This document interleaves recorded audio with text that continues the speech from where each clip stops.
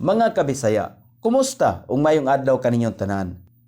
Kini na usab ang inyong higala kabisaya Nonoy B. Ang mopaambit kaninyo sa mahinungdanong butang ang pulong sa Dios. Karon atong pagahisgutan ang Matthew kapitulo 5 bersikulo 9 nga nagkanayon, bulahan ang mga magbubuhat sa kalinaw, kay sila pagatawgon nga mga anak sa Dios.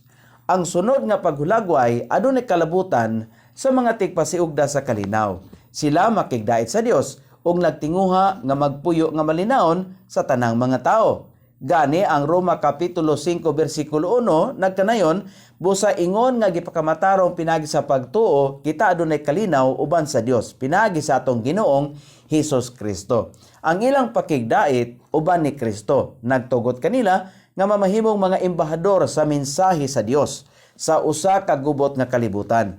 Busa sila pagatawgon nga mga anak sa Dios.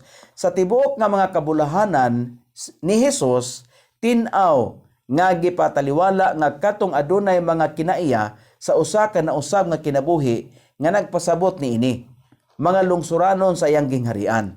Si Hesus mao ang hari sa kalinaw. Ang bugtong tinuod nga kalinaw gikan kaniya. Wala gayoy pakigdait sa yuta. Hangtod moabot ang hari sa kalinaw ug magahatag sa iyang pakigdait sa yuta. Sa pagkatinuod, kita ang iyang mga anak, mga sumusunod sa iyang kalinaw. Salamat ug maayong adlaw.